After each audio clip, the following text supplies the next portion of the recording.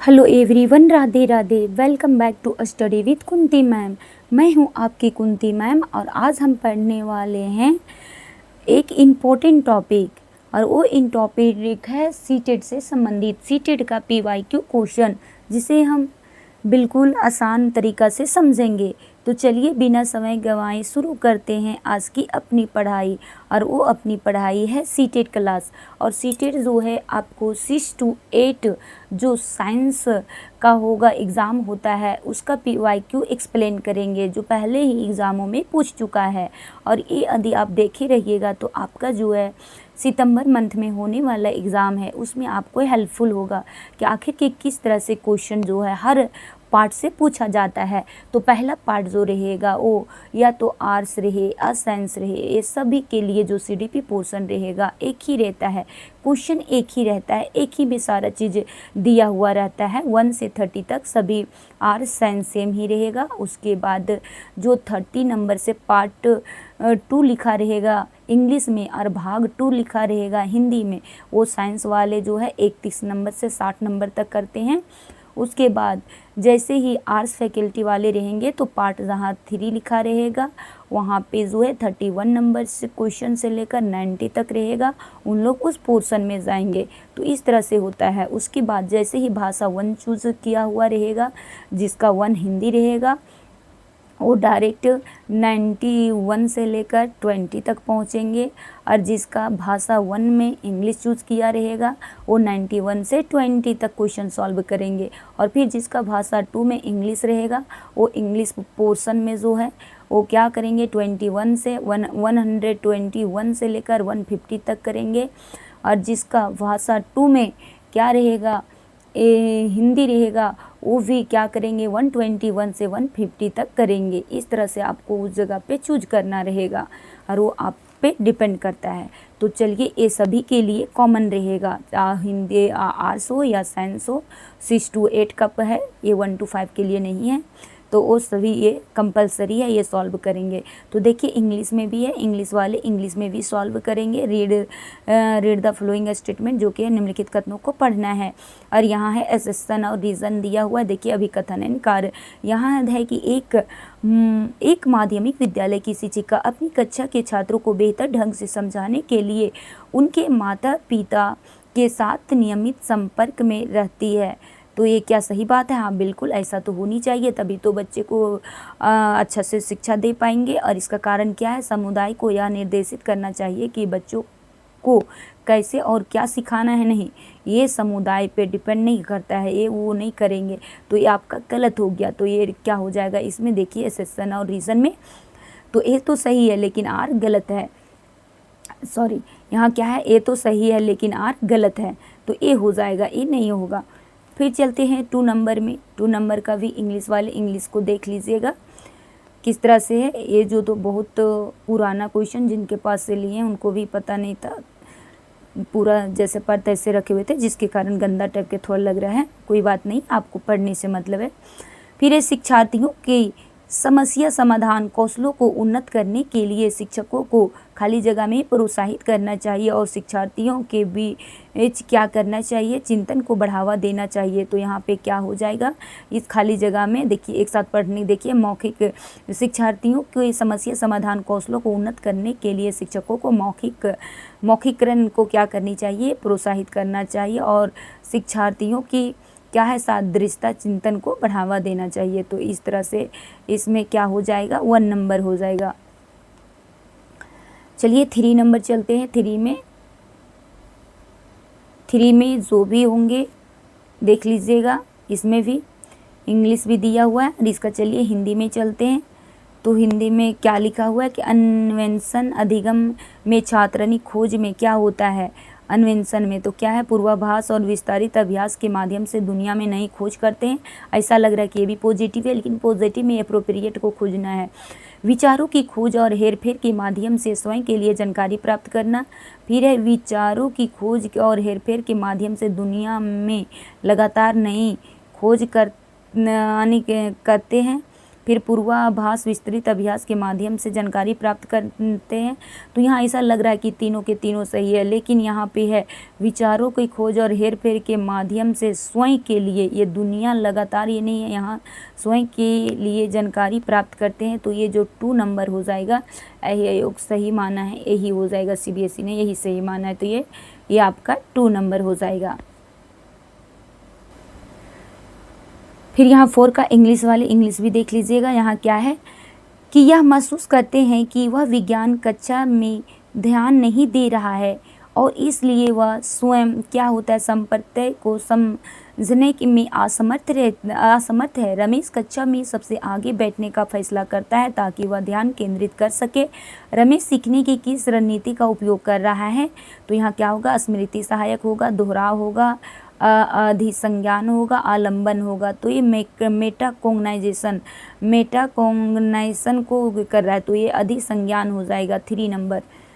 फिर 5 देख लीजिए, 5 इंग्लिश वाले। फिर चलिए हिंदी पढ़ते हैं, क्योंकि अक्सर सब हिंदी में ही बोलते हैं एक्सप्लेन करने। तो यहाँ पे है कि संज्ञान के संदर्भ में भावनाओं के बारे में निम्नलिखित में से कौन सा कथन सही है? अधिगम पर भावनाओं का प्रभाव हमेशा एक संयोजी होता है और जिस पर भी प्रकार की भावना हो उसका अधिगम में केवल सकारात्मक प्रभाव पड़ता है। यहाँ केवल वर्ड, आप लोग जो है CDP जब भी सॉल्व कीजिएगा वहाँ केवल वर्ड आएगा, वैसे उसको उतना टाइम नहीं रहेगा वहाँ पे पढ़ने का, तो फिर भी सरसरी निगाहों से फिर भी देख लेना है। लेकिन केवल वर्ड वाले जो है वो नेगेटिव ही रहेगा, तो यहाँ पे केवल को जहाँ नेगेटिव रहेगा उसके लिए फिर केवल वाले वहाँ बन जाएगा, वो सही हो जाएगा। तो यहाँ केवल है, ये तो नहीं होगा। फिर भावनाएं कुटलेखन हो गया, एनकोडिंग की प्रक्रिया सुगम बनाती है लेकिन इसका ध्यान की प्रक्रिया कोई प्रभाव नहीं वर्ड है, ये भी कट हो गया। फिर भावनाएं की जानकारी की कुशल पुनः प्राप्ति में मदद करती है लेकिन सीखने के लिए अभी प्रेरणा को प्रभावित नहीं करती, ये भी गलत हो गया, नहीं कैसी नहीं करती है। फिर ये भावनाएं संज्ञान के विभिन्न पहलुओं को नियंत्रित करती है, हालांकि इसके प्रभाव की मात्रा और दिशा बहुत से कारकों पर निर्भर करती है। तो देखिए हमारे पास एक ही पॉजिटिव आंसर आया। तो CDP को पहचानने का मेन ही तरीका है, जहाँ केवल वर्ड आएगा, जहाँ पे मानकीकृत यानी स्टैंडर्डाइजेशन वर्ड आएगा, ये सभी आपको पॉजिटिव चीज़ नहीं है, वो नेगेटिव को दर्शाता है। फिर आपको 6 नंबर चलते हैं। 6 नंबर में क्या बोल रहा है देखिए है, शिक्षक छात्रों को आंतरिक प्रेरणा को कैसे बढ़ावा देते हैं, किस तरह से बढ़ावा देते हैं? सीखने का आनंद पैदा करके, किसी भी सजा देकर, सजा वाला वर्ड जो भी आएगा, पनिशमेंट आप बच्चे को नहीं कर सकते, ये गलत हो जाएगा। नकारात्मक पुनर्बलन बिल्कुल नहीं, नेगेटिव आप एक्सपर्ट क्या बोलते हैं इसको नहीं दे सकते हैं, नेगेटिव पुनर्बलन नहीं कर सकते हैं, इनाम पुरस्कार तो ये भी नहीं कर सकते हैं। तो यहाँ क्या हो गया, सीखने में आनंद पैदा करके। फिर देखिए 7 नंबर क्वेश्चन है, इस तरह से 7 नंबर क्वेश्चन यहाँ पे आया। उसके बाद यहाँ पे निम्नलिखित में से कौन सा कथन आंतरिक और बाह्य अभिप्रेरणा के बीच के संबंध का सही वर्णन है? तो आंतरिक और बाह्य, इनर मोटिवेशनल और एक्सटर्नल मोटिवेशनल में क्या होता है? तो यहाँ देखेंगे कि कौन सा क्या होता है कि आंतरिक जो होता है intrinsic and extrinsic motivation, intrinsic आंतरिक, एक्सट्रिंसिक बाहर। तो देखेंगे कि आंतरिक मोटिवेशन में क्या होता है कि बच्चे को अपने इच्छा जाहिर होता है कि हाँ हम ये कार्य को करेंगे, तो आंतरिक हो गया। लेकिन बाह्य होता है किसी तरह से पुरस्कृत, यानी आप उसको पुरस्कृत करके उसको आप प्रलोभन देके उस कार्य को करा रहे हैं। तो बेटर कौन रहेगा वर्णन करना? आंतरिक और बाह्य अभिप्रेरणाएं एक दूसरे के साथ जटिल तरीके से अंतःक्रिया कर सकती है, जिसमें कि एक प्रकार का अभिप्रेरणा दूसरे को प्रभावित करती है, ये बात सही है। दूसरा में आंतरिक अभिप्रेरणा अन्य व्यक्तियों को दोनों को अभिप्रेरित नहीं करती, गलत हो गया। कैसी नहीं करती है? आंतरिक अभिप्रेरणा प्रभावित करती, लेकिन बाह्य अभिप्रेरणा नहीं, ये भी गलत हो गया। फिर देखिए पढ़ने से पता चला ये भी गलत हो गया, तो A नंबर सही हो गया। अब चलते 8 नंबर की तरफ। 8 नंबर में आप लोग का सही से क्वेश्चन दिख रहा है ना? हाँ चलिए, दोनों को दिखाते जाना है, दोनों लैंग्वेजेस में। तो चलिए हम अब एक ही लैंग्वेज पे एक्सप्लेन करते हैं। उन बच्चों के अकादमिक आने की प्रदर्शन और बौद्धिक क्षमताओं को धीरे धीरे सुधार आता है जो वंचित परिवेश को छोड़कर समृद्ध परिवेश में प्रवेश करते हैं। उपयुक्त तर्क मुख्य रूप से विकास की निम्नलिखित में से किस बहस की ओर इशारा करता है? तो यहाँ क्या होगा, विभेदीकरण बनाम एकीकरण होगा, निरंतरता बनाम अनिरंतर।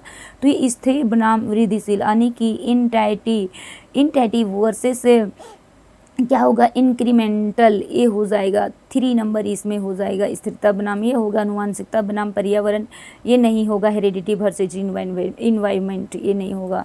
तो चलिए इसका 3 नंबर इसके क्वेश्चन का आंसर हो जाएगा। फिर यहाँ देखिए 9 नंबर जो है असर्शन और रीज़न का क्वेश्चन आंसर है, तो चलिए देख लीजिए। उसकी बाद है यहाँ पे देखिए क्या बोलता है, निम्नलिखित कथनों को पढ़ने बोला। जब हम बचपन को एक ही श्रेणी के रूप में देखते हैं तो हमें जेंडर, जातीय, सामाजिक वर्ग के संबंध में बच्चों के बीच सामाजिक और सांस्कृतिक अंतर खो देते हैं। हाँ, उसको जेंडर यानी कि जेंडर बायस्ड नहीं करना, सभी को एक समान देखना, सही बात है। बचपन एक सामाजिक संकल्पना है, हाँ ये सही बात है, दोनों एक दूसरे को रिलेट कर रहा है, समाज सोशलिस्ट से ही संबंधित है, तो क्या होगा ए और आर दोनों सही है, और एक की आर जो है सही व्याख्या भी करता है, तो 2 नंबर हो जाएगा। अब 10 नंबर देखिए, 10 नंबर में जो है आप लोग को दिखा दे रहे हैं, ये है कि विच is the following the factor is not the proposed by Jean Piaget and effective changes in the cognition. यहाँ है कि निम्नलिखित कथनों कारकों जिन पियाजे द्वारा प्रस्तावित संज्ञान के परिवर्तन करने वाले कारकों में से नहीं है।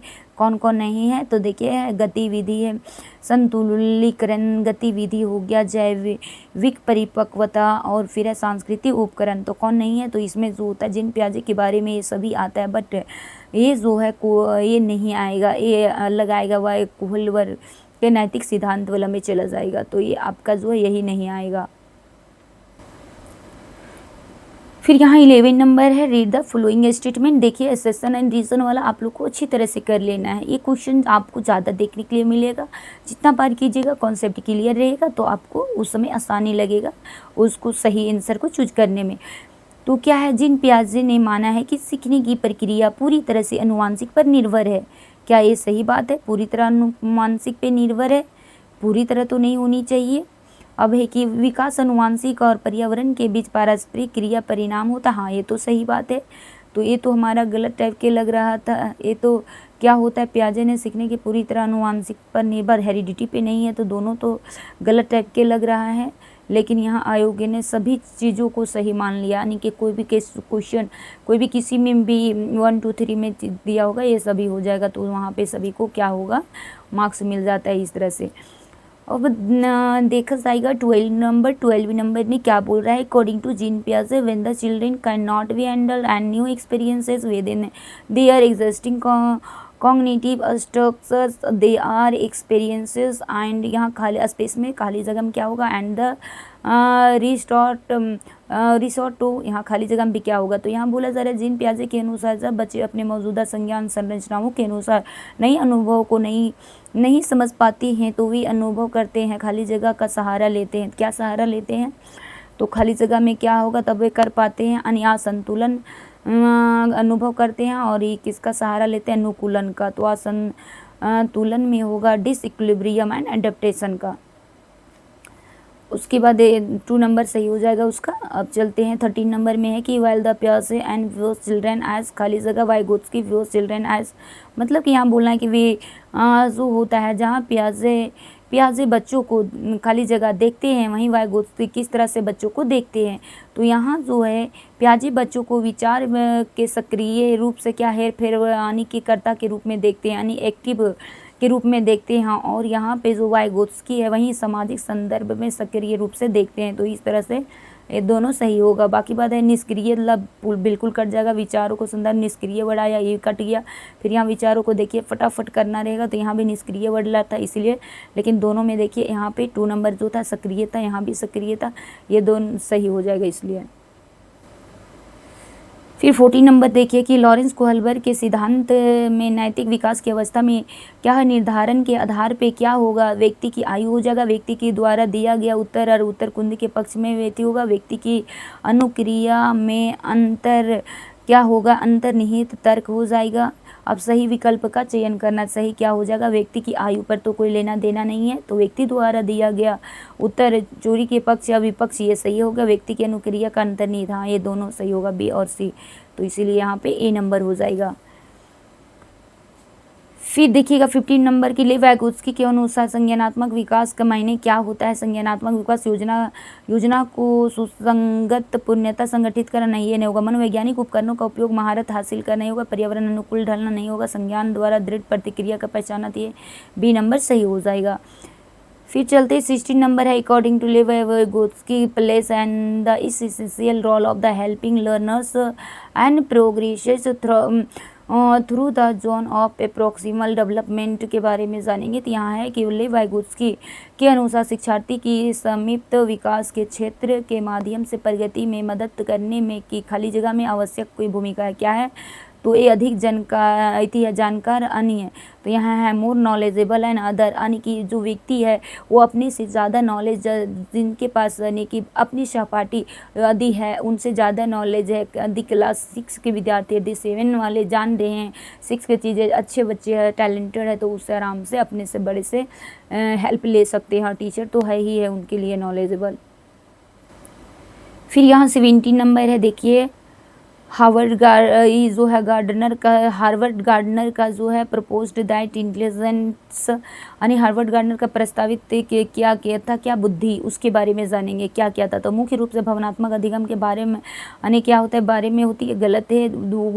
क्या होता है, प्रस्तावित किया था कि बुद्धि को अलग अलग प्रकार की विभाजित किया जा सकता है। हाँ सही बात है, केवल वर्ड आया तो कट गया तुरंत, रोटी जहाँ रूट लर्निंग के बाद में याद करने पर रहेगा तो ये भी गलत हो जाएगा। तो ये क्या हो जाएगा, 2 नंबर हो जाएगा।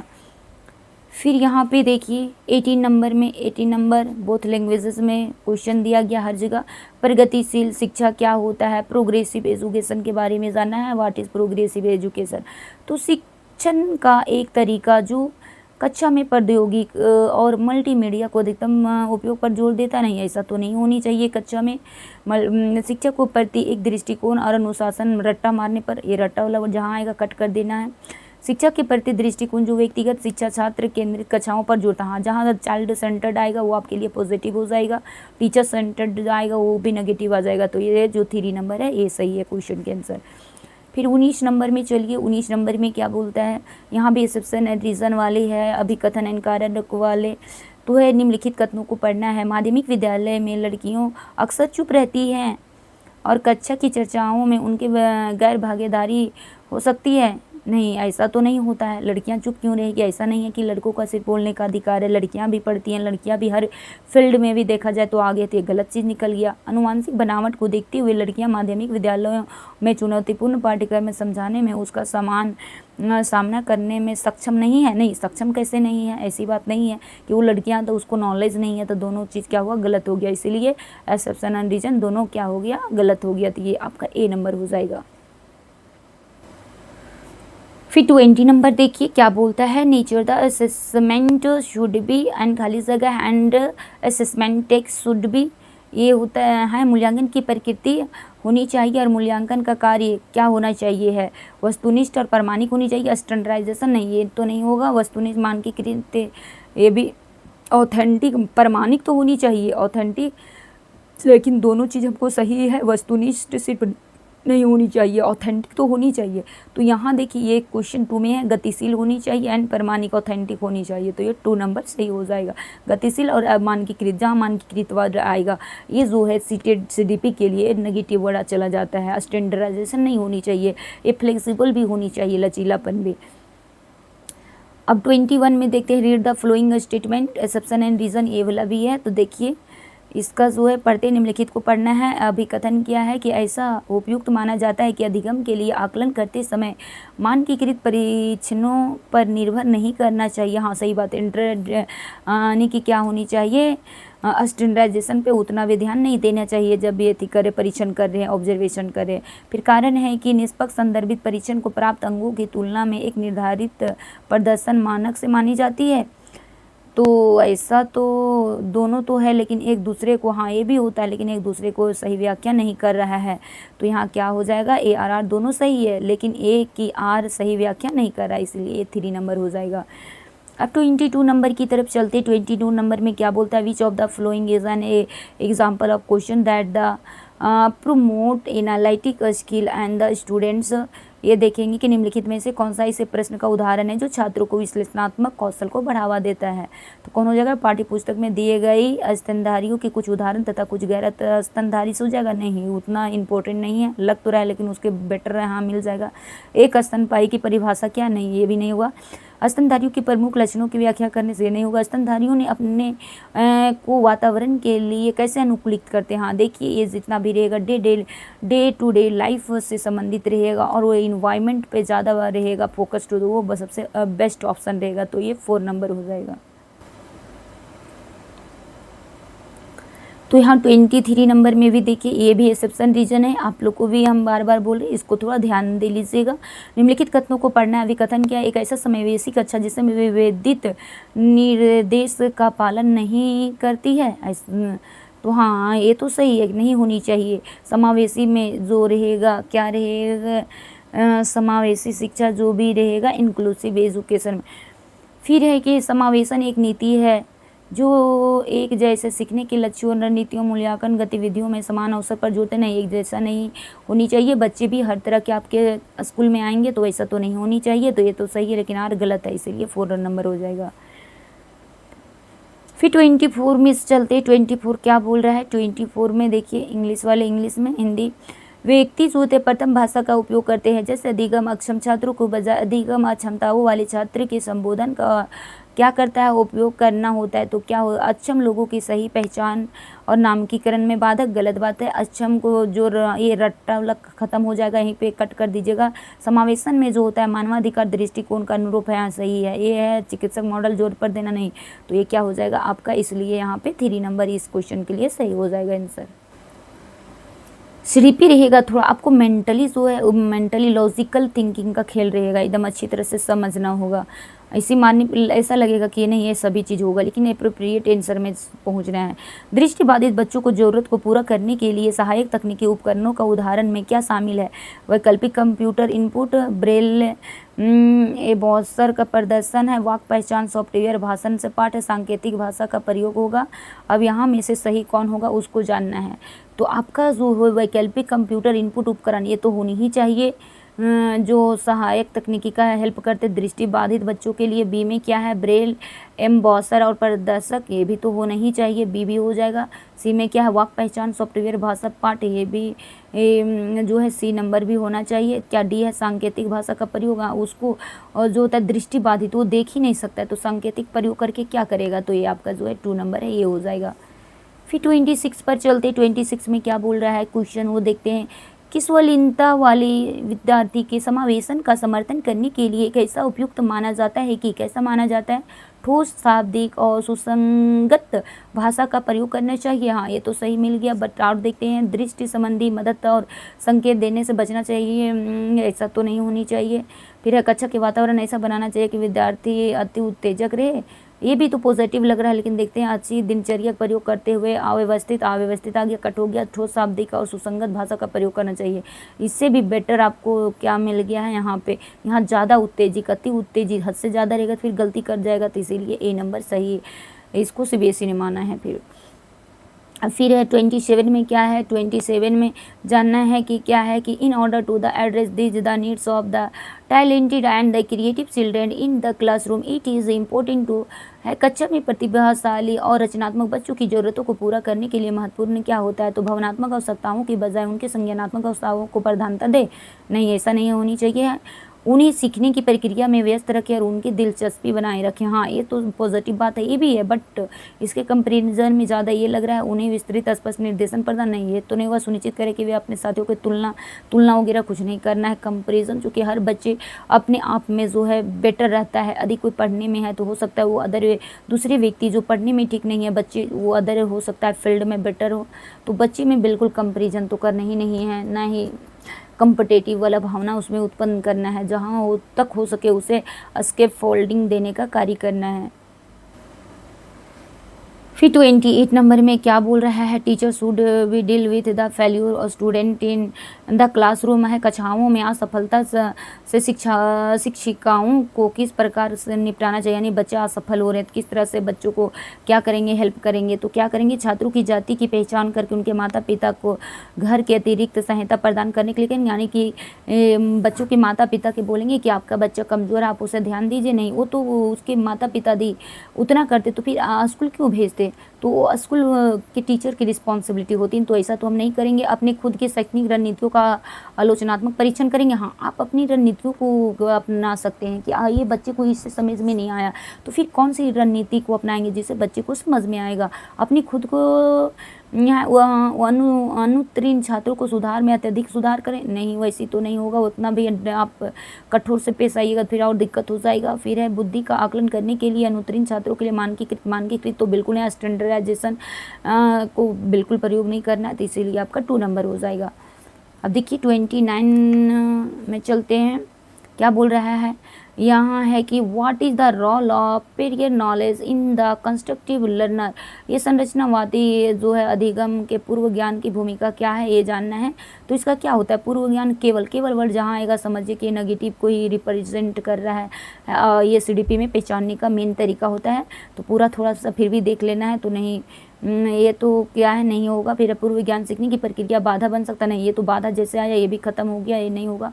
फिर संबंध बनाने में एक नई अधिगम सुगम बनाने के पूर्व ज्ञान महत्वपूर्ण होता है। हाँ, ये तो पॉजिटिव बात है। यहाँ देखते केवल वर्ड आया तो इसीलिए तुरंत में रद्द हो गया, तो इसीलिए यहाँ फटाक से 3 को मारेंगे। वहाँ टाइम आपको कैसे पता चल जाएगा, पता ही नहीं चलेगा। इसीलिए जितना से जितना हो सके आप लोग जो है क्या करना है, प्रैक्टिस सेट करना है और PYQ भी देखते जाना है कि किस तरह से पूछा जा रहा है, वैसे ही माइंडसेट कर लेना है। एक संरचनात्मक कक्षा में शिक्षिका छात्रों को स्वनिर्देशित शिक्षार्थी बनाने में कैसे सहायता कर सकते हैं, कैसे करेंगे। देखिए सभी सीखने के कार्यों के लिए विस्तृत और निर्देशात्मक निर्देशन प्रदान करेंगे। ये तो ऐसा तो बात नहीं है। छात्रों को एक दूसरे को बेहद प्रदर्शन करने हेतु अभिप्रेरित करने के लिए लगातार प्रतिपुष्टि ग्रेड तो बिल्कुल नहीं यहाँ पे चलेगा। सभी सीखने के लिए, सभी वर्ड जहाँ भी आएगा सभी सीखने के लिए स्पष्ट लक्ष्य और उद्देश्यों को निर्धारित करना। हर बच्चे हर तरह से रहेगा, ये तो अलग हो गया। छात्रों को स्वयं यानी हाँ अलग देखिए खुद का सीखने की जिम्मेदारी लेने में स्वयं निम्न कौशलों को विकसित करने के लिए प्रोत्साहित करना। हाँ, ये पॉजिटिव वर्ड पूरा आया एक सेंटेंस, तो ये सही हो जाएगा इसमें। अब देखिए हम बार बार बता रहे हैं कि बहुत सारे जो हम बता रहे हैं कि आर्ट्स और साइंस दोनों के लिए जो रहेगा कंपलसरी, वहाँ CDP जो रहेगा 1 से 30 तक दोनों के लिए है।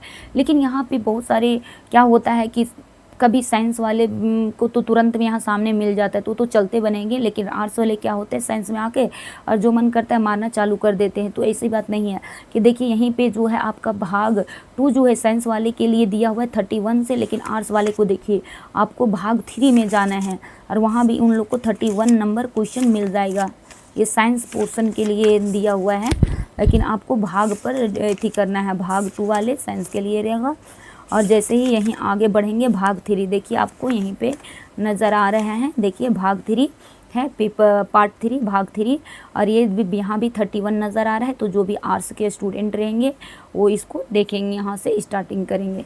तो चलिए हम लोग तो साइंस वाले जो रहेंगे तो सीधे यहाँ तुरंत में स्टार्टिंग कर देंगे पार्ट 2 को।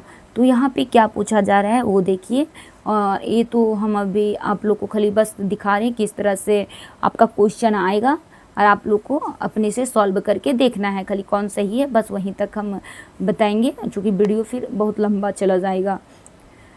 धातु के एक ठोस और घनाभाकार बॉक्स जिसकी विमाएँ कितना है 200 सेंटीमीटर है इंटू 50 सेंटीमीटर है इंटू 100 सेंटीमीटर है। तो फिर है पिघलाकर एक ठोस घन के रूप में ढाला गया है, तो दोनों पृष्ठों के पृष्ठीय क्षेत्रफल का अंतर है। यहाँ पे फॉर्मूला लगाना है और उस तरह से आपका जो आंसर है ये 1 नंबर आ जाएगा। कितना है 10,000 इकाई दहाई सैकड़ा हज़ार 10,000 सेंटीमीटर, इस तरह से आ जाएगा। फिर यहाँ 2 नंबर में क्या है आरोही क्रम में जो है असेंडिंग ऑर्डर में है। The mean of the observation arrange in ascending order, इसको जो होता है आरोही क्रम में करना है। 42 फिर 48 है, x+15 है, x+17 है, x+20 है, 58 और 60 के मध्य में जो होता है 53 है। 3 आंकड़ों के बीच में माध्यक निकालना रहेगा और यदि आप फिर इसको फॉर्मूला लगा करके निकालिएगा तो इसका राइट आंसर है 54 आ जाएगा। फिर 33 में देखिए क्या है कि किसी भी दिन क्या होता है, किसी भी दिन विद्यार्थी द्वारा विभिन्न क्रियाकलापों में, अब ये आ गया सीडीपी कहती है, हो गया पेडागोजी का क्वेश्चन। किसी भी दिन में एक विद्यार्थी के विभिन्न क्रियाकलापों में क्या करता व्यतीत किए गए समय को एक पाई चार्ट और नीचे दिए गए केंद्रीय कोणों को त्रिज्या खंडों के रूप में निरूपित किया जाना है। तो स्कूल 90 डिग्री है, गृह कार्य 60 डिग्री है, खेल जो आएगा 60 डिग्री हो गया, नींद आएगा वो 120 डिग्री हो गया, अन्य कार्य 30 डिग्री है। तो नींद स्कूल क्रियाकलापों में व्यतीत किए गए समय अंतराल क्या होगा, नींद देखना है। नींद कहाँ पे है, नींद की बात हो रहा है तो नींद है 120 डिग्री, और स्कूल का है, स्कूल की बात देखना है तो ये 90 डिग्री है। तो ये दोनों में जब जैसे ही अंतर स्पष्ट करेंगे तो 2 घंटा 2 आवर आ जाएगा। फिर यहाँ 34 को नंबर क्वेश्चन में चलते हैं। ये भी आपका जो है पेडागोजी का आ गया, साइंस का मैथ में। फिर है एक विद्यार्थी जो होता है x-4 = 3 है और x का मान ज्ञात करने के लिए कहा गया तो उसे 4 को 3 में घटाकर पूरा किया है। देखिए 4 में क्या कर दिया, 3 को घटा दिया है, निपटा दिया है। ये कौन सा परिस्थिति उपयुक्त का वर्णन किया, यानी यहाँ पे कौन सा विद्यार्थी जो है वो रूल को फॉलो किया है। तो इस प्रक्रिया में समस्याओं को हल करने के देने से बचना चाहिए, गलत बात है, ऐसी नहीं होनी चाहिए। विद्यार्थियों को ने समस्या को सही तरीके से हल किया नहीं, विद्यार्थियों ने एक जो होता है कलन विधि आधारित त्रुटि किया है। कलन विधि बस सिंपली ये इसको क्या किया है, वो माइनस कर दिया है वैसे करके, जबकि नहीं होनी चाहिए, मल्टीप्लिकेशन नहीं ना, कलन विधि कर दिया। विद्यार्थी को स्थानांतरण सभी नियम आदर करने चाहिए, जितना रोट मेमोराइजेशन तो होनी ही नहीं चाहिए। तो एक गलत हो गया, तो इसीलिए 3 हो गया सही। अब जानेंगे 35 में, निम्नलिखित में से कौन सा गणितीय कथन सत्य नहीं है। तो कौन सा हो जाएगा, एक दी हुई संख्या का प्रतीक गुणज और उसका संख्या से बड़ा या उसके बराबर होता है, नहीं वाले, हाँ ये तो होता है, सही बात है। एक दी गई संख्या उसके गुणनखंडों की परिमित होती है, हाँ ये भी सही है। एक दी हुई प्रत्येक गुणनखंड और उसके संख्या छोटा या बराबर होता है, ये भी सही है। लेकिन एक दी हुई संख्या प्रत्येक गुणनखंड के हमेशा उस संख्या से बड़ा होता है, नहीं, यही तो गलत है। तो गलत ही आपको निकालना था, तो ये 4 नंबर हो जाएगा। फिर सही हो जाएगा। अब 36 में चलते हैं कि निम्नलिखित, इसको देखते हैं कि क्या होगा। निम्नलिखित में से कौन सा 8वीं कक्षा के विद्यार्थी को प्रायोगिक प्रायिकता और परिचित कराने के लिए उपयुक्त तरीका सही है। बोर्ड पर प्रायोगिक प्रायिकता को परिभाषा करना और उदाहरण देना चाहिए, ये सही है। तो यहाँ सही तरीका है, उतना भी बेटर नहीं। एक निष्पक्ष सिक्के का कई बार उछालना और परिणामों को नोट करना, हाँ ये बिल्कुल सही है। और संख्या आधारित संख्या हल करना, नहीं, ये परिणामों की घटना नहीं। तो ये हमारा आपका जो है 2 नंबर है वो सही हो जाएगा क्वेश्चन के आधार पर। फिर यहाँ 37 वाले देखिए, 37 में क्या होगा। 37 में निम्नलिखित में से कौन सा उच्च प्राथमिक स्तर पर आकलन का सबसे उपयुक्त कारणों को दर्शाता है। तो विद्यार्थी की व्यक्तिगत और विशिष्ट आवश्यकताओं को पहचानना, हाँ ये सही है। यह ज्ञात करना है कि पाठ्यचर्या लक्ष्य और उद्देश्यों की हद तक प्राप्त किया जाता है, हाँ ये भी सही है। यह ज्ञात करना है कि विद्यार्थी किसी भी समस्या को हल करने के लिए एक मानक प्रक्रिया सीख लिया है, स्टैंडर्ड वाला को थोड़ा क्या करना है, कट करना है, तो ये नहीं होगा। फिर गणित में प्रतियोगिता वाला जितना भी कम्पिटेटिव भावना, ये भी चयन करना, ये भी गलत हो जाएगा। तो आपका ए और बी ही सही होगा। फिर 38 में देखिए, निम्नलिखित में से कौन सी बंद सीरी वाली समस्या है। 5/7 4 तुल्य भिन्न है, नहीं ये तो नहीं। 5/11 और 10/11 के बीच में परिमेय संख्या की सूचीबद्ध कीजिए, ये भी सही नहीं होगा। यहाँ 104 और 109 के बीच 4 प्राकृतिक संख्याओं को सूचीबद्ध, हाँ ये बंद सिरे वाले प्रश्न की रोहित में आएंगे। 5 से कम पूर्णांक को लिखिए, तो यहाँ तो बहुत सारा हो जाएगा, इसमें भी जितना है लिख सकते हैं। लेकिन ये क्लोज्ड जो हो जाएगा क्लोज एंडेड प्रॉब्लम वाला, वो सिर्फ यही हो जाएगा। और इस सब में बाकी बात जो ओपन एंडेड प्रॉब्लम आ रहा है, आप इसको 2-3 तरीके से बना सकते हैं। तो ये 3 नंबर हो जाएगा। फिर 39 में देखते हैं, which of the following considered as the characteristic of the effective mathematic classroom में। अब देखना है कि निम्नलिखित में से किसी एक प्रभावी गणित की कक्षा की एक विशेषता के रूप में माना जाता है किसको, तो यहाँ है पहला, नई समस्याओं को बहुत सारे तरीकों से हल करने के लिए अवसर विद्यार्थी प्रदान करना। ये तो बिल्कुल एक पॉजिटिव वर्ड आ गया। और देखते हैं इससे भी बेहतर है क्या। जिस समस्या को हल किया उसे विद्यार्थी अपने समस्या को हल करने का क्या करना है, यानी कि जिस प्रकार की समस्या शिक्षक ने हल की है, शिक्षक की बात आया, शिक्षक क्यों करेंगे, यहाँ हमको बच्चे से करवाना है तो विद्यार्थी को समान प्रकार की समस्या सेम क्यों देंगे, फिर बच्चे एक्टिविटीज़ कहाँ कर पाएंगे, फिर बच्चा फिर कहाँ से अपना दिमाग लगा पाएगा। तो ये गलत, देखिए अधिक जल्दबाजी में कीजिएगा कि हाँ बड़ा देख के, कभी उसको भी देखना है, छोटे में ही पॉजिटिव वर्ड छुपा हुआ रहेगा तो ये तो गलत हो गया है। विभिन्न उदाहरणों संहिता विद्यार्थी के प्रति संवेदनशील बनाना, ये संवेदनशील वगैरह मूर्त वगैरह नहीं दिखाना है। फिर सामूहिक कार्य की एक प्रोत्साहित करना नहीं, यहाँ पे ज़्यादा सबसे सारे तरीके ये पॉजिटिव आ रहा है तो ये हो जाएगा 1 नंबर। अब 40 नंबर क्वेश्चन देखते हैं क्या हो गया। Which of the following should be the followed and while the using of questioning as the tools of assessment in a classroom, यानी कि एक कक्षा में प्रश्न पूछने के आकलन के लिए एक साधन के रूप में उपयोग करते समय निम्नलिखित में से किसका अनुपालन करने चाहिए। क्या एक प्रश्न पूछो और स्वयं को उसका उत्तर देना, नहीं इतना ये नहीं होना, केवल वर्ड, ये भी गलत हो गया। त्रुटियों को भ्रांतियों को आकलन के लिए प्रश्न पूछना, जो भी उसको थोड़ा सा भ्रांति लग रहा है, क्वेश्चन में थोड़ा अटक हो रहा है, उसके लिए बिना समय दिए बहुत सारे प्रश्न, नहीं ये गलत हो जाएगा। तो ये इस क्वेश्चन के आधार पे ये सी नंबर 3 नंबर जो है ये सही हो जाएगा। फिर 41 में देखिए, 41 में है अधि क्या हो जाएगा, x + 5 + 7y को 5 + x + 7y की तरह ही लिखा जाए तो निम्नलिखित में से कौन से गुण और गुणों का उपयोग किया गया है। तो ये क्या हो जाएगा, कर्मविनय सहचर्य दोनों हो गया, कर्म विनिमय होगा, बटन हो गया, सहचर्य बटन दोनों हो गया, तो ये आपका 1 नंबर हो जाएगा। ये क्या हो गया, कर्म विनिमय और सहचर्य दोनों हो जाएगा। फिर यहाँ देखिए ये क्या बोल रहा है कि राष्ट्रीय पाठ्यचर्या रूपरेखा 2005 में मिडिल स्कूल स्तर पर गणितीय पाठ्यचर्या के लिए स्पिरिल दृष्टिकोण को बढ़ावा देने में इनमें से कौन सा दृष्टिकोण सर्वोत्तम का उदाहरण है।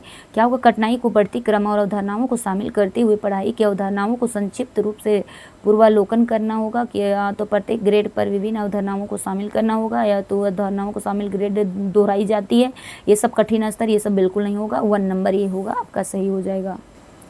फिर यहाँ देखिए निम्नलिखित कथन में 6 का उपयोग करके ये क्या करना है, गणना संख्या का अर्थ किया गया। तो क्या है, 5 का उत्तवर्ती 6 है, 7 का पूर्ववर्ती 6 है, फिर वह सहभागाकर छठी पंक्ति में बैठी है, एक सेट में 6 बल्ब है, तो ये इसके आधार पे एक क्या होगा, सही हो जाएगा 4 नंबर। फिर 44 नंबर में चलते हैं, तो यहाँ भी आपको क्या करना है, सॉल्व कर लेना है। इतना को सॉल्व करने के बाद ही इसका कितना आएगा उसको क्या करना है, दे करके क्वेश्चन बनाना है। तो ये जो भी न्यूमेरिकल सॉल्व करना रहेगा इसका फ्रेश हम एक अलग ही खाली सिर्फ मैथ है, उसमें भी टाइम 1.5 से 2 घंटा लग जाएगा तो पूरा सॉल्व करने में 30 क्वेश्चन। तो उसके लिए सेपरेट एक अलग वीडियो बना देंगे, आप लोग का जैसा रहेगा डिमांड उसके आधार पे। तो यहाँ पे हो जाएगा एक क्वेश्चन का आंसर क्या हो जाएगा, तो ये जो यहाँ पे आंसर सही हो जाएगा। फिर 45 में चलते हैं, क्या है, अधि 2, ये है LCM to the number of 392 than which is the following of can not be the SCF of the this number. यहाँ बोला अधि 2 संख्याओं का LCM जो है 392 है, तो निम्न में से कौन सी संख्याओं इन संख्याओं का SCF नहीं हो सकती। तो यहाँ SCF कौन रहेगा, आप लोग सब LCM एंड LCF जानते हैं, higher common factor and lower common factor करके। तो 196 28 हो जाएगा, 42 होगा, 56, तो यहाँ 42 ही इसका आंसर आएगा। ये मैथ जो रहेगा रेगुलर जो कंटिन्यू सॉल्व कीजिएगा। देखिए बड़ा नहीं आता है, एकदम छोटा आता है, बट वहाँ समय का ही महत्व रहता है। और स्टूडेंट को जो है सारे के क्वेश्चन का आंसर तो यानी कि सॉल्व करने पर उसको आइडिया रहता है कि हाँ हो ही जाएगा, बट समय का वहाँ अभाव देखने के लिए मिलेगा। तो फटाफट जितना हो सके इसको आप क्या कीजिए, एकदम मल्टीपल रिविज़न करते रहना है और प्रैक्टिस सेट और PYQ क्वेश्चन को देखते रहना है कि किस जगह किस पोर्शन से क्वेश्चन आ रहा है। CDP पास करने का सिंपल मंत्र वही है कि आपको MCQ क्वेश्चन ज़्यादा सॉल्व करना है, PYQ और सिलेबस के आधार पे ही रहना है। और ये वही जो क्वेश्चन पहले चलता आ रहा है, इसमें कोई चेंजेस नहीं होता है, जो है सिलेबस में बस वही देगा। 1 न्यूनतम धनात्मक पूर्ण क्या है, जो गुणनफल जो होता है 264 × 90 × 1680 का गुणनखंड नहीं है, तो किसका नहीं है, तो ये इसमें सॉल्व पूरा कीजिएगा तो पता चलेगा।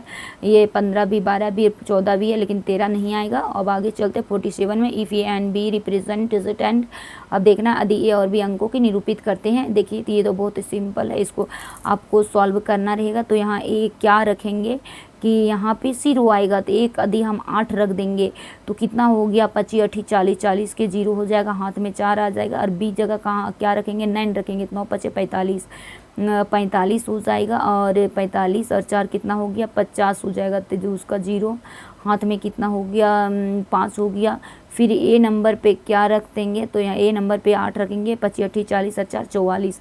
तो इस तरह से ये क्या हो जाएगा, सॉल्व हो जाएगा। ये सिंपल है, इसमें तो कोई दिक्कत नहीं होनी चाहिए। जैसे यहाँ पे आप यदि समझ पा रहे होंगे तो इसको जैसे ए की जगह पे क्या रखेंगे, यदि 8 रखेंगे, बी के जगह पे क्या रखेंगे, 9 रखेंगे, और ए के जगह पे 8 रखेंगे, और इंटू यहाँ 5 है, तो कैसे आ जाएगा, 8 25 40 के 0, हाथ में 4 हो गया।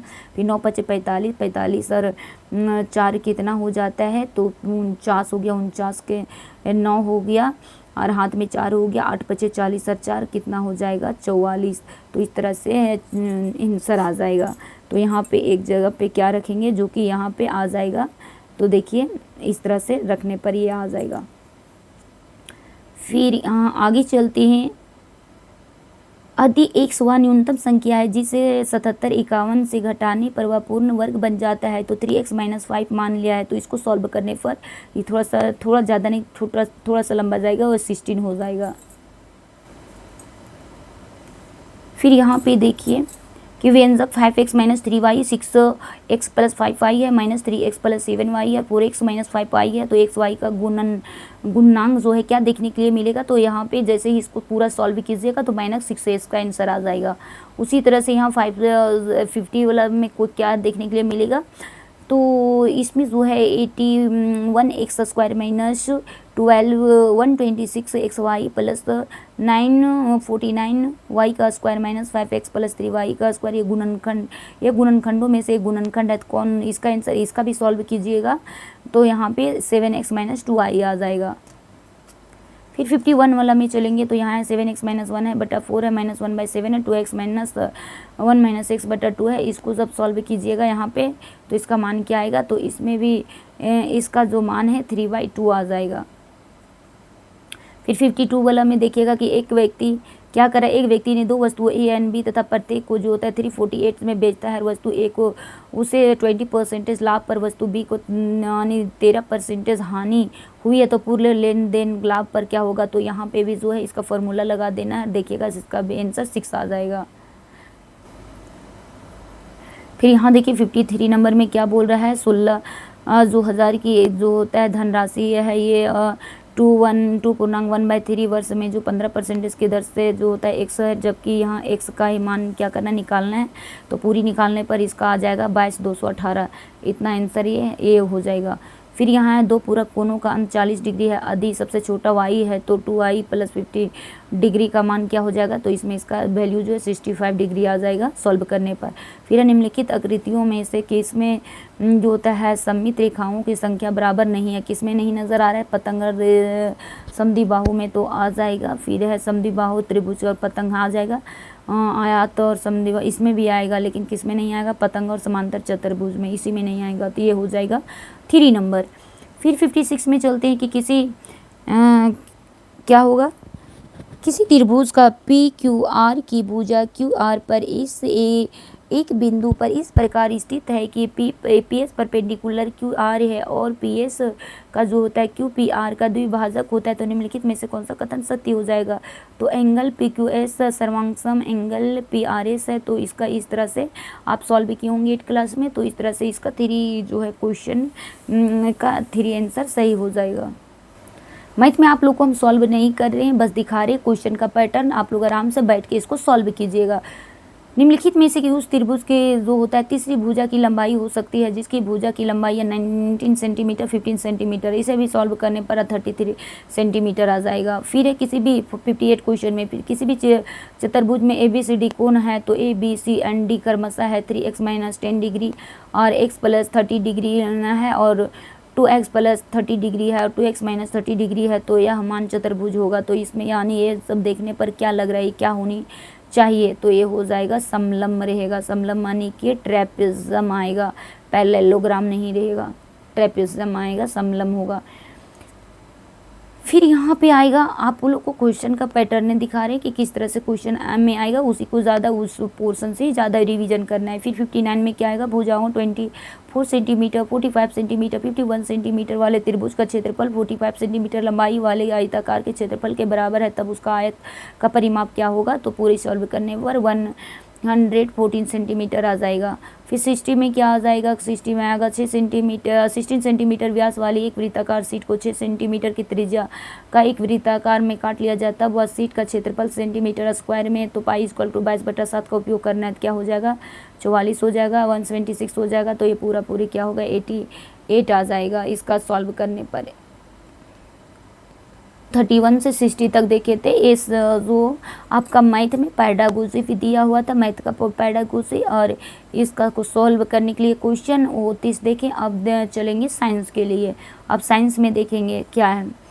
61 में साइंस में क्या बोला, निम्नलिखित कथनों को पढ़ना है कि विज्ञान एक अमूल्य परिवर्तन का अनुभव करना पड़ता है। सही, हाँ बिल्कुल सही है। नई साक्ष्य को के प्रकाश के विद्यमान में वैज्ञानिक सिद्धांतों एवं नियमों को रद्द किया या फेंका जा सकता है। हाँ ये तो हो सकता है। तो दोनों है, ए और आर दोनों सत्य है और आर जो है एक ही सही तर्क भी कर रहा है।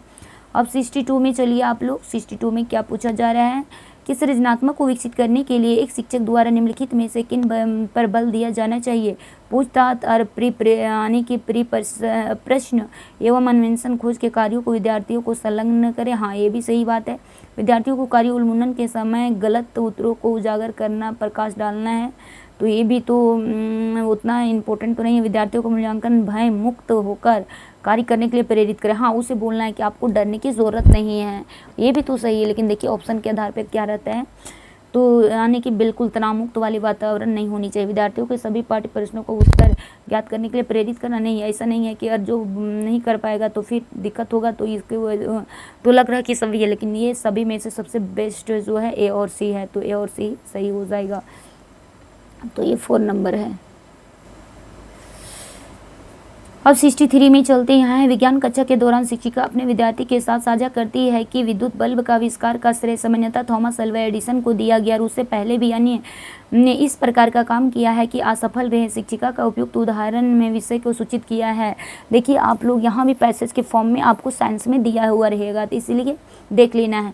तो यहाँ विज्ञान अधिगम को अंतःविषयक क्षेत्र है, क्या इस तरह से वो बोल रहा है, नहीं ये वो तो है, लेकिन इस स्टेटमेंट के आधार पे नहीं है। विज्ञान परिवर्तनशील, हाँ ये विज्ञान परिवर्तनशील है, ये सही बात है कि साइंस इज़ अ डायनामिक है।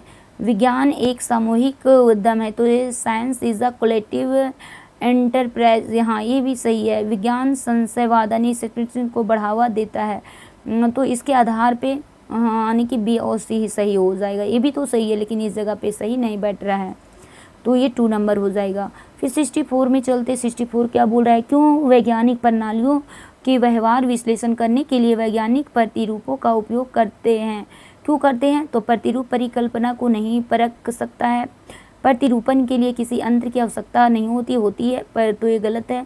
प्रतिरूपण को किसी भी कंप्यूटर परिकल्पना की आवश्यकता नहीं होती है, तो वास्तविक प्रणाली की तुलना में प्रतिरूपण विश्लेषण करने के लिए सरल है।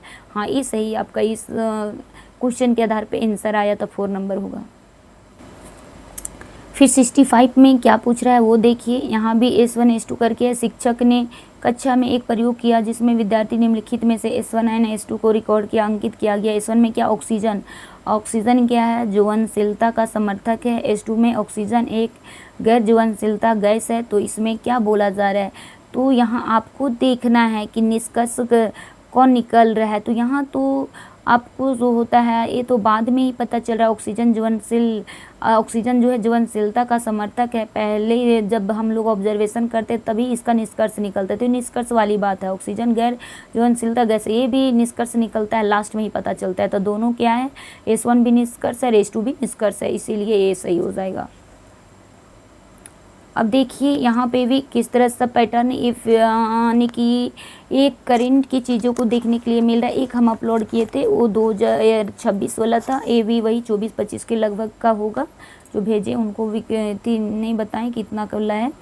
तो यहाँ भी देखिए कि एक लड़की ने प्लास्टिक के एक बोतल के तल के क्या के निकट एक छेदा किया है और उस छेदों को बंद करने के लिए उस पर अपना अंगूठा रखा है। बोतल ने उसकी क्षमता को आधा पानी से भरा है, फिर भी बोतल ढक्कन कस के बंद किया है। क्या होगा जब वह अपना अंगूठा छेद से हटाएगी? तो क्या हो जाएगा, छेद पानी के बाहर नहीं छूटेगा क्योंकि बोतल अंदर से दाब बाहरी दाब से क्या है, कम है। तो क्या ये हो जाएगा?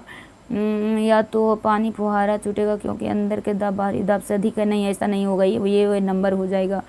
कि क्या यहाँ बोला, इस क्वेश्चन को अच्छी तरह से समझ लेना है। पैसेज के फॉर्म में आपके सामने रखा गया है कि एक लड़की ने प्लास्टिक के एक बोतल के तल के निकट छेदा किया, एकदम नीचे तल्ली के निकट छेदा किया और उस छेदों को बंद करने के लिए उस पर अपना अंगूठा रख दिया नीचे में।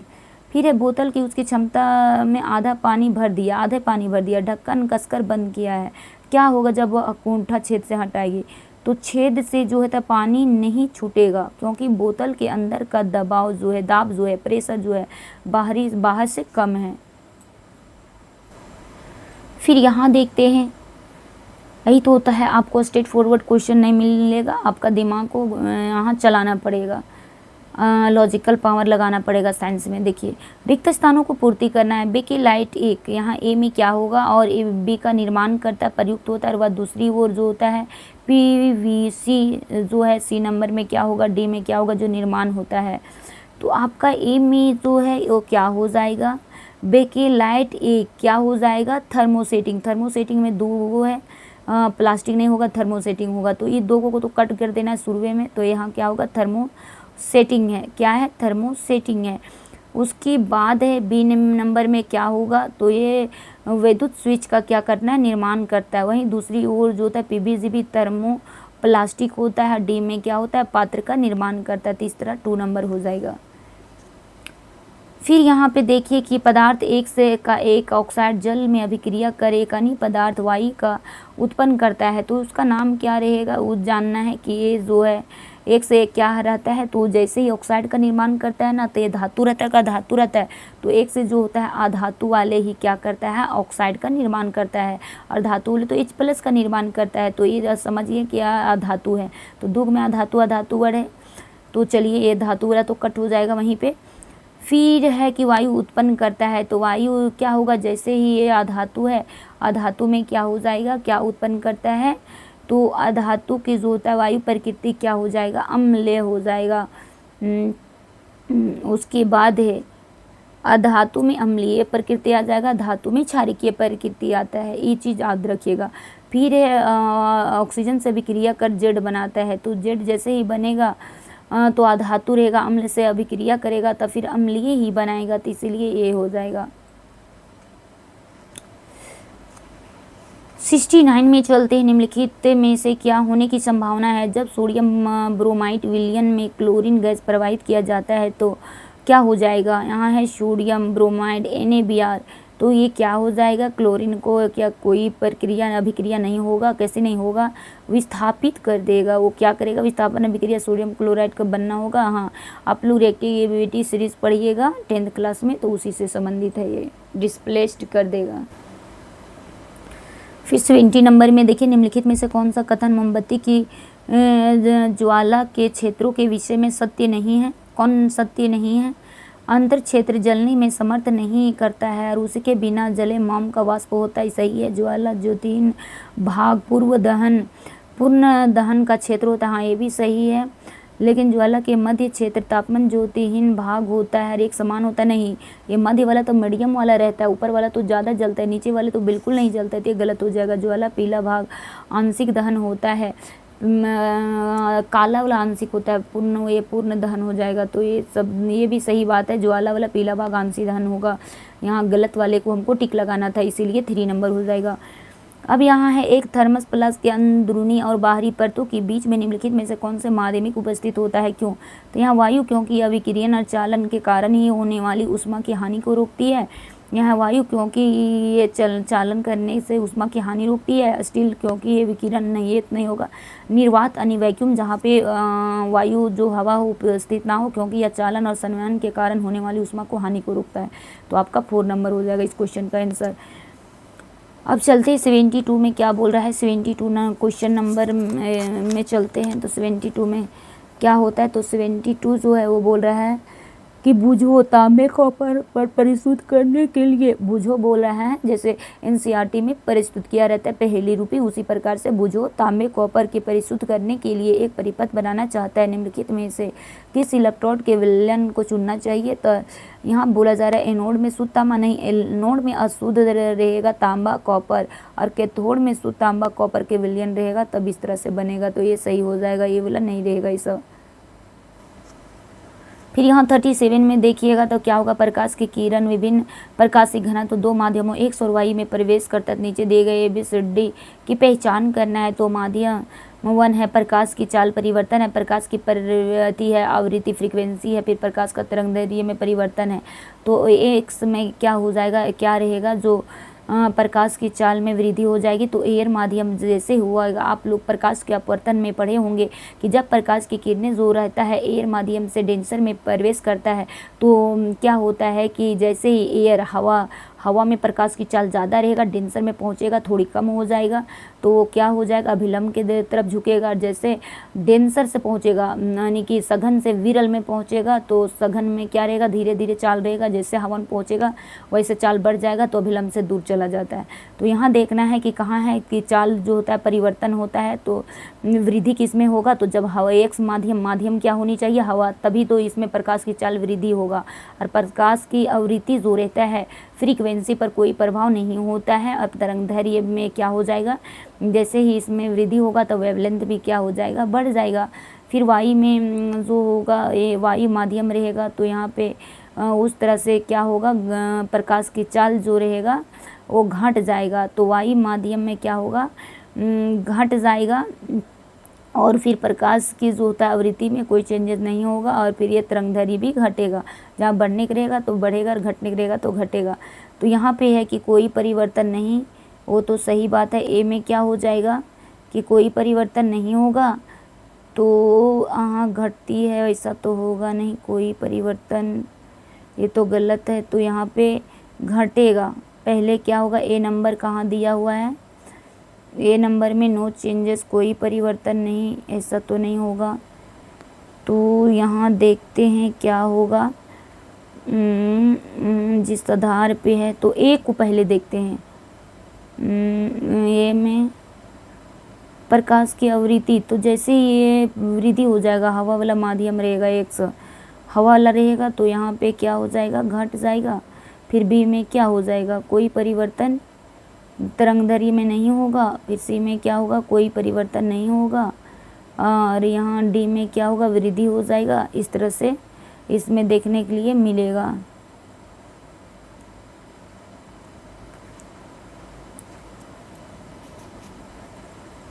चलिए अब 74 चलते हैं। ये सब थोड़ा बहुत ऐथी करने वाला चीज़ें, दिमाग लगाने वाला। रिक्त स्थानों को पूर्ति करने वाला परिक्रम जिसमें मानव, मृत, वनस्पति, जीवाश्म।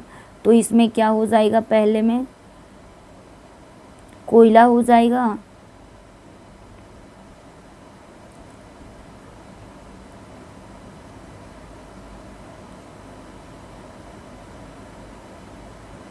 यहाँ इसमें देखा जाए तो क्या हो जाएगा, पहले वो देखना है, कोयला हो जाएगा। ये वनस्पति कोयला रहेगा, दाब क्या हो जाएगा, उसका ऊंच हो जाएगा। और इसका सी नंबर में ऊंच हो जाएगा, कोयला रहेगा ऊंच रहेगा। फिर सी नंबर भी तापमान भी ऊंच रहेगा। और ये परिवर्तन हो तो क्या कहलाता है, कार्बीकरण यानी कि कार्बनीकरण। तो ये हो जाएगा। और इसको जो देखे रहे थे उस समय, तो इसमें क्या हो जाएगा, कोई परिवर्तन नहीं होता है। तो यहाँ ए नंबर में कोई परिवर्तन नहीं, तो नो परिवर्तन तो लिखा हुआ है। फिर बी नंबर में क्या होता है, वृद्धि, तो बी नंबर में वृद्धि होगा, ये भी सही है। सी ने घटती है, फिर यहाँ कोई परिवर्तन नहीं होता। तो ये आपका क्या हो जाएगा, 4 नंबर आंसर हो जाएगा यहाँ।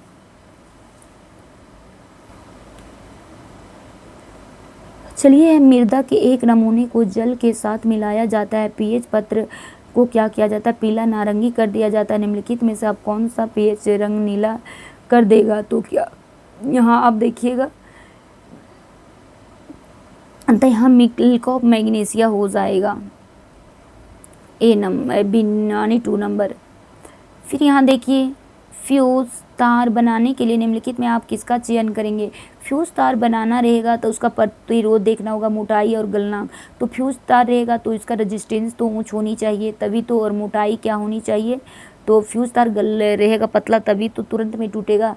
तो इसका तो रेजिस्टेंस देखा जाए, रेजिस्टेंस वो रहेगा हाई रहेगा, मोटाई देखा जाएगा वो पतला रहेगा, लेकिन गलनांक जो रहेगा वो लो रहेगा तभी तो फटाक से वो सड़ जाएगा, अति हो जाएगा। विद्युत धारा जैसे हाई प्रवाहित होगा तो वो क्या हो जाएगा, तुरंत में फ्यूज़ हो जाएगा।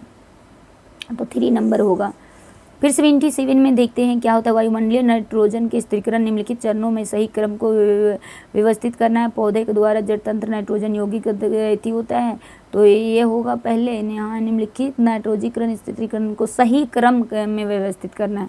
तो पहले क्या होनी चाहिए वो देखिए, पादप प्रोटीन यानी यौगिकों का संश्लेषण है, मृदा और जीवित नाइट्रोजन अपशिष्ट गति करना है। कई तो होता है कई जीवाणु बैक्टीरिया और नीले हरित शैवाल वायुमंडल में नाइट्रोजीकरण स्थिरीकरण होता है। तो पहले तो हमको डी लेना है कि कई जीवाणु बैक्टीरिया और नील हरित शैवाल जो है वायुमंडल में नाइट्रोजनकरण स्थिरीकरण होता है, तो डी पहले लेंगे। फिर पौधों द्वारा जड़ से तंत्र नाइट्रोजन यौगिक उद्गरण, तो ये लेंगे। उसके बाद ये लेने के बाद है पादप प्रोटीन व अन्य यौगिकों का संश्लेषण, हाँ ये हो जाएगा। और लास्ट में क्या लिया जाएगा, मृत पौधों जीवों नाइट्रोजीकरण नाइट्रोजन रूपांतरण, तो ये लास्ट में सी हो जाएगा। पहले डी, ए, बी एंड सी इस तरह से यहाँ पे देखने के लिए मिल रहा है। फिर 28 में जाइए तो किसी शहर का भी विभिन्न महीने के लिए निम्नलिखित मौसम चार्ट, किस महीने में वाष्पन की उच्च दर होती है वो करना। महीना है, तापमान है, हवा की चाल है, आर्द्रता है। तो इसको क्या करना है आपको देखना है, तो किस महीना में ज़्यादा हो जाएगा। तो यहाँ देखा जाए कि बी में कितना है तापमान 29, यानी तापमान क्या करना है किस शहर में महीने तक उत्तर है, तो यहाँ 29। यहाँ देखिए सबसे ज़्यादा किस में है 29, किस में है देखिए कि आप पता कर लीजिएगा सबसे ज़्यादा तापमान किस में है। तो हाई पूछा हुआ था अभी क्वेश्चन में 29 है। फिर हवा की चाल है तो यहाँ सभी में देखिए कम कम है, इसमें 29.2.91 है। और इसमें आर्द्रता भी किस में ही ज़्यादा है, तो देखिए इसमें जाइएगा तो यहाँ 72.33 आर्द्रता वाला है। तो ये जो है इसके आधार पे ये सही हो जाएगा 3। फिर 79 निम्नलिखित में से कौन सा कथन कि किसी पुष्प में लैंगिक जनन की घटनाओं को क्रम के लिए सही है। पुष्प के लिए देखना है तो क्या हो जाएगा उसको देखिए। तो यहाँ परागण नवोदित बनने के पश्चात भ्रूण होता है, नहीं गलत है। परागण के पश्चात भ्रूण विकसित होने के नवोदित होता है। परागण के पूर्व निषेचन और बाद में भ्रूण बनता है, या तो परागण भ्रूण और विकास के लिए नवोदित होता है। तो यहाँ पे आप लोग का जो है 80 नंबर में ये तो देख लिए, तो ए में आपका क्या हो जाएगा, इसमें 4 हो जाएगा। परागण और भ्रूण के विकास के पश्चात नवोदित होते हैं, तो ये 4 नंबर हो जाएगा। अब हम लोग चलते हैं 80 नंबर में निम्नलिखित में से कौन सा कथन अंतःस्रावी ग्रंथियों के विषय में सत्य नहीं है। अंतःस्रावी ग्रंथि भी अंतःस्रावी होता है, और एक बाह्य इनर ग्लाइंड आउटर ग्लाइंड पढ़ना है रहता है। तो अंतःस्रावी ग्रंथियाँ विहीन द्वारा हार्मोन को स्रावित करती है, तो ये हो जाएगा 3 नंबर। फिर 81 में देखते हैं, तो 81 में भी अससन एंड रीजन वाला है, कथन कारक तर्क वाला। तो यहाँ क्या है कि वन नाशन यानी वन कटाई बाढ़ का कारण हो सकता है, हो तो सकता है, बिल्कुल सही बात है। वन कटाई से जल अंतर्दहन दर घट सकती है, बिल्कुल है। तो यही होगा बी नंबर है। ए और आर दोनों सत्य है, और ए का आर सही तर्क निकाल रहा है। अब 82 में चलते हैं। 82 में क्या बोल रहा है वो देखते हैं कि एक शिक्षिका विद्यार्थियों को 2 समूहों में सामग्रियाँ देता है। समूह ए में है 3 आयताकार कांच की पट्टियाँ, कांच के एक वृत्ताकार समतल प्लेट और चूड़ियों कुछ टुकड़े देती है, और एक डिस्क। दोनों समतल दर्पण में एक कठोर बॉक्स और गत्ता रखता है। तो इसमें क्या होगा, उपयोग में किए गए ए और बी निम्नलिखित में से उपकरण बना सकते हैं। तो ए में क्या होगा और बी में क्या होगा। जब ये चीज़ दिया गया है कि 3 आयताकार वाले कांच की पट्टियाँ ये दिया गया है, तो ये क्या हो जाएगा, तो एक क्लोडोस्कोप आ जाएगा। और बी में जो दो समतल और एक कठोर, तो ये पेरिस्कोप आ जाएगा। तो इस तरह से आपका हो जाएगा 4 नंबर। चलिए 83 में सूक्ष्म जीव जो होता है हमारे लिए लाभदायक और हानिकारक दोनों हो सकते हैं। निम्नलिखित में से कौन से लाभदायी व्यवहारी सूक्ष्म जीवों द्वारा नहीं है। कौन नहीं, औषधियाँ बनाना होता है, जैविक अपशिष्टों का अपघटन ये भी होता है, मृत उर्वरता बढ़ाना ये भी होता है, घरों में भोज्य पदार्थों का परीक्षण यही नहीं होगा।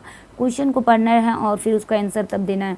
फिर निम्नलिखित में से किसकी मृदा उर्वरता बढ़ाने के लिए संभावनाएं सबसे कम होती है? किसमें होती? फसलों को बोते समय उनमें न्यूनतम दूरी बनाए रखना, यही जो होता है उर्वरता बढ़ाने की सबसे कम होती है। फिर होता है उर्वरता जैविक खाद द्वारा बदलना, ये सही है। दोनों फसलों के बीच खेत के बिना बोए छोड़ देना, ये इससे भी ज़्यादा होगा। प्रत्येक वर्षा ऋतु के क्या होता है एकांतरत विभिन्न फसलें उगाना, ये भी है, लेकिन सबसे कम यहाँ पूछा जा रहा है तो फसलों को बोते समय उसमें न्यूनतम दूरी बनाए रखना, यही। फिर 85 के लिए देखते हैं कि मेढक के कायांतरण प्रक्रिया के लिए हार्मोन उत्तरदायी था, तो थायरोक्सिन हार्मोन जो होता है ह्यूमन बीइंग में, वैसे ही इसमें भी। फिर 86 में देखते हैं कि क्या है, एक शिक्षक रसायन विज्ञान के विषय में शिक्षण करते समय विद्यार्थी को निम्नलिखित धारणाओं को पहचान कराता है, निम्नलिखित में से वह कौन सा वैकल्पिक धारणा नहीं है? सभी तो है बट एक नहीं है, कौन नहीं है? कार्बन के अपरूपों को समान परमाणु क्रमांक, यही तो नहीं हो। बाकी बात है कार्बन परमाणु का ये भी है, रासायनिक बंधों के बीच रेखा ये भी, अभिक्रिया, ऑक्सीजन डालना, उपचयन, ये सब ये भी है, लेकिन ये एक नंबर नहीं है। 87 में चलते, निम्नलिखित में से कौन सा एक सही वैज्ञानिक सादृश्य अनुरूपता को निरूपित करता है? तो कौन हो जाएगा इसमें? बैटरी फ्लैश लाइट के लिए ही वैसे ही हेडलाइट कार्य होता है, विशुद्ध सोना माखन की तरह कोमल होता है, नहीं। सूत्रकणिका माइटोकॉन्ड्रिया कोशिका की जीव द्रव होती है, तो यही सही हो जाएगा, इसमें निरूपित करेगा। 88 में चलते, 88 में क्या है तो देखिए, इसका इंग्लिश वाला भी देख लेना है, उसके बाद हिंदी वाला में चलना है। एक शिक्षिका कक्षा में परमाणु ऊर्जा वाद पर वाद विवाद यानी डिबेट चल रहा है, आयोजन करती है, तो क्या उद्देश्य हो सकते हैं उसको? विज्ञान प्रौद्योगिकी एक समाज के बीच के संबंधों समझा रही है, या तो विद्यार्थी के वैश्विक सरोकारों और मुद्दों को अवगत करा रही है, तो ये भी तो सही हो जाएगा। सी में परमाणु रिएक्टर के संबंधों में अवधारणा को बोध प्रोत्साहित कर रही है, तो वैसे का है समाज के हित लाभ विज्ञान और दायित्व के बारे में समझाना बोधन होता है, हाँ ये सही है। तो ये 4 नंबर आ जाएगा यहाँ का कि ए बी और डी होगा, सी उतना इसके लिए इम्पोर्टेंट नहीं है। अब चलिए, ये जो है पोर्शन साइंस वाला जो है वो एंड की तरफ जा रहा है। निम्नलिखित में से कौन सा जो होता है विज्ञान के समकालीन बोध के साथ सुसंगत नहीं है? कौन नहीं है वो देखेंगे। तो वैज्ञानिक विकलन समस्या समाधान ये प्रदान करती है, भी सही है। वैज्ञानिक पद्धति में अनुपालन निश्चितता एक मार्ग का खोज है, एक मात्र जो नेगेटिव वर्ड आया, यही इसमें नहीं वर्ड है और यहाँ एक मात्र है, तो यही सही हो जाएगा। वैज्ञानिक पद्धति में मूल्य का कोई भी अति नहीं होता है, ये सही है कि नहीं कि वैज्ञानिक विधि पद्धति परिघटना के संबंध में सौंदर्य परक अथवा मूल्य संबंधी निर्णय लेने का कोई सहायता नहीं होता। पहले क्वेश्चन देखना है, हाँ ये सही बात है, नहीं होता है। विज्ञान की जांच में आवर्ती क्रिया और वैज्ञानिक विविध किसी भी अथवा सभी चरणों के लिए क्रम सम्मिलित होता है, हाँ ये भी तो सही है, लेकिन नेगेटिव वर्ड जो ये है। तो अब यहाँ 90 नंबर में देखना है कि बोर के परमाणु सिद्धांत में विज्ञान में क्रांति ला दी, इसकी वजह से इलेक्ट्रॉन के लिए स्थिर ऊर्जा और अवस्थाएं सामने आई, जिसमें इलेक्ट्रॉन के नाभिक की चारों ओर गति करते समय ऊर्जा का विकिरण नहीं करता। तो उपरोक्त दिए गए संबंध में चित्रित कीजिए। विज्ञान सामाजिक एवं असामाजिक रूप से सन्निहित है, हाँ ये तो सही बात है, लेकिन इसके लिए नहीं करता है, वो है विज्ञान व्यक्तिनिष्ठ होता है, साइंस इज द सब्जेक्टिव। उसके बाद नहीं करता उसको, ये तो होता है विज्ञान मूल्य निरपेक्ष है, विज्ञान स्थायी, हाँ साइंस इज अ टेंटेटिव, ये इसमें सही हो जाएगा। देखिए अब पार्ट 5 आया लैंग्वेज 1 में, यदि आपका इंग्लिश रहेगा लैंग्वेज 1 में भरने समय, यदि भरे होंगे फॉर्म फिल करने समय, तब आप इसको जो होता है 91 से लीजिएगा। लैंग्वेज 1 में आपका हिंदी होगा, तो ये पार्ट 5 में ही और एक पार्ट 5 में मिलेगा आपको लैंग्वेज 1 में हिंदी, उसमें जाना है। तो जिसका इंग्लिश रहेगा वो यहीं पे बनाएंगे लैंग्वेज 1 इंग्लिश वाला में, और हिंदी होगा लैंग्वेज 1 में, तो आगे बढ़ेंगे। देखिए आपको आगे मिल जाएगा लैंग्वेज, और इसमें भी 91 से लेकर आपको 120 तक मिलेगा। तो देखिए यहाँ पे आपको मिल गया भाषा 1 हिंदी, तो यहाँ पे जिसका लैंग्वेज 1 रहेगा वो यहाँ, और जिसका लैंग्वेज 1 में इंग्लिश रहेगा वो पहले बताएं, उस जगह पे सॉल्व कीजिएगा। 91 से 120 तक क्वेश्चन रहेगा। तो यहाँ क्या है, एक श्रोता किसी भी बात को सुनते समय विशेष या सूक्ष्म विवरणों को सुनता है तथा समश्रुति शब्द, कॉन्ग्नेट्स, शब्द क्रम, प्रतिमानों की पहचान करता है। इस श्रवण प्रक्रिया में जो होता है किस रूप से जाना जाता है, तो ये क्या होता है, बॉटम अप प्रक्रियाएं में जाना जाता है। फिर अति लघु कथा कहते समय पठन के दौरान कौन सी गतिविधियां होगी, कौन सा देखने के लिए, जब छोटा सा आप कथा सुना रहे हैं तो अध्यापिका पूछती है क्या वाक्य प्रोत्साहित करेगी, नहीं ये नहीं होगा। शिक्षार्थी कहानी घटनाओं का अनुमान लगाते नहीं। विद्यार्थी दो दो जोड़ों में पठन करते हैं, एक दूसरे को पढ़कर सुनाते हैं, तो ये सही रहेगा, तो ये 3 हो जाएगा। अब है कि 93 किसी भी एक कक्षा में आप प्रश्न पूछते हैं, स्थान पर विद्यार्थी को संक्षिप्त पाठ्य सामग्री देकर उस पर आधारित प्रश्न बनाने के लिए कहते हैं, तो इस कार्य का क्या उद्देश्य होता है, तो इसका उद्देश्य एक ही होता है कि विद्यार्थियों को विश्लेषणात्मक और समालोचनात्मक चिंतन को संवर्धन करना, बढ़ाना, और ये तो होगा नहीं, सकुलता बनाए रखना, प्रश्न ये सब ये नहीं होगा। फिर 94 में क्या होता है, भाषा आकलन का उद्देश्य किसका मापन करता है, शिक्षार्थियों की भाषायिक निपुणता या प्रत्येक शिक्षार्थी अपने ही सहपाठी की तुलना कितना सीखा, या तो विद्यार्थियों की समग्र योग्यता उपलब्धि, ये नहीं होगा, ये 1 नंबर हो जाएगा। फिर 95 में शिक्षण अधिगम सामग्री का प्रयोग का क्या उद्देश्य होता है, शिक्षण अधिगम में शिक्षार्थियों को कक्षा में आकर्षित करना, नहीं ऐसा नहीं है। शिक्षार्थियों को अधिगम कार्य में संलग्न करना, नहीं। शिक्षार्थियों को अधिगम प्रतिफलों को प्रति अन्वेषित होना, तो ये जो आपका है ज़्यादा अप्रोप्रिएट लग रहा है, तो ये हो जाएगा 3 नंबर का। फिर 96 में है, आपकी एक विद्यार्थी अपनी ही प्रिय पुस्तक उठाती है और अक्सर उसके चित्रों को संकेत के रूपों में प्रयोग करते हुए कहानी पुनः कहती है, तो यह उल्लेखित क्या होता है, यह वृत्तांत जागरूकता को दर्शाता है, उद्गामी पठन अवस्था है, धनात्मक जागरूकता है, व्यंग्यात्मक है, तो ये हो जाएगा उद्गामी पठन अवस्था, तो ये 2 नंबर हो जाएगा। अब देखिए यहाँ पे एक पैसेज दिया हुआ है, नीचे दिए गए गद्यांश से, और उसको क्या करना है, पढ़ना और उसका उत्तर ढूंढना है। देखिए देख रहे हैं यहाँ क्या है कि इस बात को सब लोग मानते हैं कि आत्म संस्कार के लिए थोड़ी सी बहुत सी मानसिक स्वतंत्रता और मानस चाहे ही उसको स्वतंत्रता, अभिमान या नम्रता दोनों का मेल हो। यह बात निश्चित है कि कोई भी मनुष्य मर्यादा पूर्वक जीवन व्यतीत करना चाहता है, सही बात है, उनके लिए आत्मनिर्भरता का गुण अनिवार्य होता है, और युवाओं को इस बात को ध्यान रखना चाहिए कि वे अपने बड़ों का सम्मान करें, सही बात है, छोटों को कोमलता का व्यवहार करें, ये भी अच्छी बात है। यह बात आत्म मर्यादा के लिए आवश्यक है, और नम्र होना भी बहुत बड़ा गुण होता है। नम्र होने का मतलब है दब्बूपन से नहीं है, दब्बूपन की स्थिति में जो होता है संकल्प छीन हो जाता है और प्रज्ञामंद हो जाते हैं। आत्मनिर्भरता के साथ साथ उत्साह, श्रद्धा, भक्ति, करुणा के सभी हमारे चारित्रिक गुणों में समावेशी होनी चाहिए। तो आपको यदि बोला जाएगा पैसेज में दिन को रात है, तो आपको रात ही मानना पड़ेगा, जिस तरह से रहेगा। यदि स्वतंत्रता दिवस 15 अगस्त को हम लोग जानते मनाते हैं, स्वतंत्रता दिवस वो बोल देगा 26 जनवरी को मनाते हैं, तो आपको पैसेज के आधार पे ही आंसर देना होगा। आपको अपने से कुछ भी मनगढ़ंत कहानी टाइप के बना के, जो आप रियल लाइफ में सही में जानते हैं कि नहीं भैया ये पैसेज में तो गलत कर दिया, स्वतंत्रता दिवस तो होता है 15 अगस्त को, हम क्यों नहीं उसी को मार देते, वैसे नहीं। यदि आपको पैसेज में दिया है तो आपको तो उसी के आधार पे चलना होगा, मानना पड़ेगा। तो उस तरह से पैसेज में ही इसी के आधार पे चलेंगे। क्या आत्म संस्कार के लिए क्या आवश्यक माना जाता है, तो यह क्या माना गया था आत्म संस्कार के लिए, देखिएगा मानसिक स्वतंत्रता, तो ये क्या हो जाएगा, मानसिक स्वतंत्रता। फिर है मर्यादा पूर्वक जीवन व्यतीत करने के लिए कौन गुण होना चाहिए, तो होता है आत्मनिर्भरता। आत्मनिर्भरता होना चाहिए, देखिए यही है मर्यादा पूर्वक जीवन जीने व्यतीत करने के लिए आत्मनिर्भरता, इस तरह से मिल गया। फिर है युवाओं को किस प्रकार का व्यवहार की अपेक्षा की गई है, छोटों को क्या करना चाहिए, यहाँ तो मिला था कि छोटों के प्रति कोमलता का व्यवहार, दूसरों को अधिकार जताने ही सब नहीं, दब्बूपन स्थिति परिणाम ले हो जाती है, छीन संकल्प, ये था। फिर संस्कार शब्द का विशेषण क्या होता है, तो ये संस्कारी हो जाएगा। फिर है परम आवश्यक, देखिए अब कुछ जो है इसमें आपको ग्रामर पोर्शन मिलेगा, हिंदी ग्रामर का तो हो जाएगा आप लोग से। फिर है परम आवश्यक का संधि विशेषक परम प्लस आवश्यक हो जाएगा। फिर है किस शब्द में ता प्रत्यय आता है, तो ये आवश्यकता में आ जाएगा। समानता, जीवनता इतर ही होता है, नहीं प्रयागता इतर नहीं होता है, तो आवश्यकता में। मर्यादा पूर्वक जीवन का आशय क्या होता है, तो सदाचारी जीवन। आपको हिंदी में ये है कि आपका तो पहले पैडागोजी पोर्शन रहेगा, पैडागोजी पोर्शन के बाद आपका एक गद्यांश रहेगा और एक पदांश रहेगा, पैसेज रहेगा। चलिए पदांश में है कि जो मेरे पास नहीं था उसे ही मैं कविता में लाता रहा, जल प्रपात देवता पूर्वज बचपन के घर के सामने छूट गए, कंठ चंदन और बकौली के पेड़ मैं कविता में मैं कविता में नहीं लाया पहले मोहल्ले की खुली हुई क्या बदबूदार नालियाँ, कभी उन्माद क्रोध, कभी अचानक हुआ उल्लास। मैं कविता में बचा पाया जो मेरे पास नहीं था। यह भी एक मोहक भ्रम है कि कविता कुछ बचा पाती है, पर बचा कर होगा क्या, बस कविता ज़रूर भारी हो जाएगी।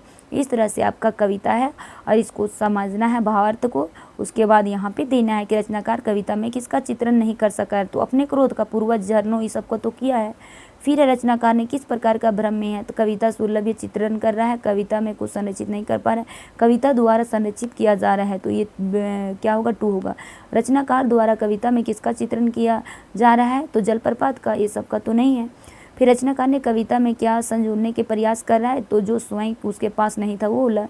फिर है कविता जरूर भारी हो जाएगी, या कविता में क्या आशा है, तो कविता के भावों को, गंभीरता को। फिर है जल प्रपात का सामायिक विग्रह, जल का प्रपात हो जाएगा, जल में प्रपात ये सब नहीं होगा, जल का प्रपात, तो ये हो जाएगा 3 नंबर। फिर यहाँ देखिए भाषा अधिगम के बारे में कौन सा कथन सही है, तो ये तो घटित होती है, होगा नहीं, तो मुद्रित, समृद्ध और परिवेश भाषा त्वरित गति होती है, और ये भी नहीं हो गया, विज्ञान अधिगम भाषा की आवश्यकता नहीं है, तो ये देखिए गलत हो गया, तो ये 3 नंबर सही हो जाएगा। फिर है रोना, गुंजन और बल बनाना, यानी रो रहा है, गुंजन कर रहा है, बल बनाना भाषा विकास के किस चरण में होता है, तो ये पूर्वभाषिक में होता है ये वर्ड। फिर गर्भवती कक्षा में ही अपने सहपाठियों को हिंदी बातचीत करता है, अध्यापक जब अध्यापक उसे बुलाते हैं तो तुरंत अंग्रेजी के उत्तर देने लगता है, तो ये होता है कोड स्विचिंग हो जाता है। किस प्रकार से तुरंत में अपने बातों को क्या क्या ट्रांसलेट कर दिया, तो कोड स्विचिंग हो गया। कोड मिक्सिंग में दोनों एक ही साथ बोल रहा है, जैसे कुछ बोल रहा है मैं जा रही हूँ, आई एम, मैं जा रहा हूँ, मैं जैसे मैं जा रहा हूँ तो आई एम गोइंग, ऐसे करके साथ ही साथ दोनों एक ही साथ बोल रहा है। तो फिर है कि निम्नलिखित में से कौन सा पद वाइगोत्स्की सामाजिक संस्कृति सिद्धांत से संबंधित नहीं है, तो कौन है, भाषा अर्जन, बाकी बात सभी है, तो ये हो जाएगा। प्रत्येक पाठ्यक्रम अधिगम प्रतिफलता के बारे में उल्लेख करता है, जिसका तात्पर्य क्या होगा, शिक्षार्थी के व्यवहार में परिवर्तन, ये सब नहीं होगा। फिर अपने फ़ोन की समर्थ सूची, किसी भी फ़ोन नंबर ढूंढना है तो क्या करिएगा, तो फटाफट बारीकी से देखिए, अगले दिन भी बताए थे, नेक्स्ट डे में भी, उसमें भी था ये स्कैनिंग वाला। बच्चों की नई शब्द के स्थान पर संदर्भ में नए शब्द देने का परिणाम क्या होगा, शब्द को बेहतर बनाने के लिए। फिर 19 का क्या होगा, लेखन का वह प्रकार है जिसमें ही लेखक बहुधा स्वयं के पात्र कभी भी नहीं था उसके रूप में प्रस्तुत और वृत्तांत सुनाता है, तो ये वृत्तांतमक हो जाएगा। फिर आप चाहते हैं कि आपकी कक्षा में विद्यार्थी अधिक से अधिक सहभागिता दर्ज करे, इसके लिए आप क्या करेंगे, तो इसको चर्चा करेंगे, तो ये हो जाएगा। फिर अब चलते हैं ये पार्ट जो है 5 में, इंग्लिश जिसका लैंग्वेज 2 में रहेगा वो फिर इसको सॉल्व करेंगे, और जिसका लैंग्वेज 2 में हिंदी रहेगा वो फिर इससे बाद वाला पोर्शन वाला करेंगे। तो आप लोग जिस तरह से फॉर्म में फिल किए होंगे उसके आधार पे क्वेश्चन सॉल्व कीजिएगा, वहाँ सभी आपको एक ही साथ नज़र आएगा। तो यहाँ जानते हैं कि what is the basic objective of using equitation in a essence, यानी यह to analyse a specific data हो जाएगा, to the tone of the essay हो जाएगा, to explain the complicative issues हो जाएगा, to present another point of view, तो इसका ए हो जाएगा बेसिक ऑब्जेक्टिव का, यहाँ 4 नंबर सही हो जाएगा।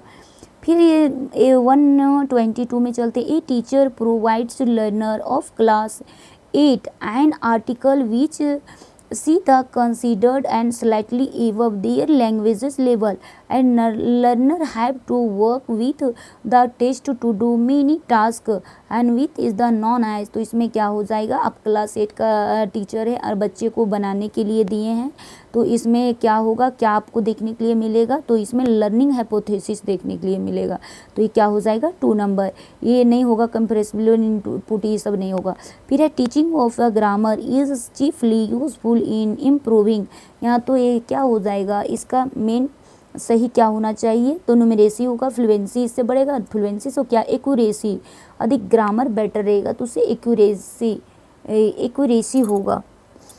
फिर है 124 में है the objective of the grammar teaching is to the enable a student communicate which among the following is not in tune with the object, देखिए नोट नहीं है तो क्या नहीं है, error correction is not allege and teacher first responsibility, ये तो उसके बाद है 2 में है a student should have the common over the aspect of the grammar point, student need over the instruction that the connect grammar point with the largest communication context, या तो फिर ये तो होगा ही नहीं, यहाँ पे क्या हो जाएगा देखते हैं, इसको भी पढ़ लेते हैं। ओनली वर्ड है तो कट हो गया इसे भी, तो ये हो जाएगा error correction is not always responsibility. यहाँ पे आपका जो है ये 2 नंबर होगा। Student should be command over every aspect each grammar point, ये नहीं वाला आएगा, नॉट वाला। फिर 125 में क्या हो जाएगा, semantic cause in the reading are promotes, तो किससे होगा, that support the meaning making process, इससे होता है। ये for the identify the grammatically form से नहीं होगा, help the coding the word नहीं होगा, correct the pronunciation of the word, इससे नहीं होगा। 126 में क्या पूछता है, approach the languages teaching learning believes language is the habit, तो क्या हो गया, ऑडिटिव लिक्विलिज्म हो जाएगा, या तो कम्युनिकेटिव लैंग्वेज टीचिंग होगा, कोऑपरेटिव लैंग्वेज लर्निंग हो जाएगा, नेचुरल अप्रोचेस तो क्या होगा, ऑडियो लिंग्विलिज्म हो जाएगा 1 नंबर। अब देखिए इसमें आपका पैसेज दिया हुआ रहेगा, इस पैसेज को रीड करके ही यहाँ पे इसका आंसर ढूंढना है। तो पैसेज में क्या है कि there was a king of सीबी राना who was enjoy immense power of even God and the heaven were the zealous of him. They feared that the Shibi might on one day task away their kingdom. तो इस तरह से आपका ना इसको आप लोग जो है यहाँ पे ऐसा नहीं कि यही पैसेज आपका सेम आएगा, बस आपको यहाँ पे समझना है। यदि हम पढ़ के भी बता देंगे फिर भी कि किस तरह, बस ये यहाँ पे जैसे हिंदी में ढूंढ रहे थे उसी तरह इसमें भी ढूंढना है। तो हम चाहते कि आप लोग जो है खुद इसको देख लीजिएगा, पैसेज को पढ़ लेना है, यहीं से आपको आंसर को क्या करना है, ढूंढना है। तो इसके लिए सिंपल होगा कि हो सकता है आप फटाक से पहले क्वेश्चन को देख लें, इंग्लिश वाला वही बेटर रहेगा। क्वेश्चन को देख लीजिए, उसके बाद यहाँ पे वैसे में देखने के बाद क्वेश्चन वाला पता रहेगा कि हाँ वही चीज़ है, या तो आपको लगता है नहीं पहले पढ़ लेंगे उसके बाद ही, तो जो अप्रोप्रिएट लगेगा वैसे कीजिएगा।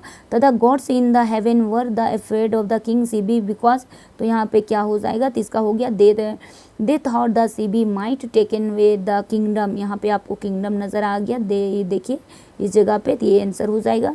फिर है the king saved from fire, तो किंग सेव्ड कैसे था, अग्नि इंद्र, अग्नि ईगल डब से, द डब ऑफ ईगल यहाँ पे नज़र आ जाएगा आपको पैसेज में।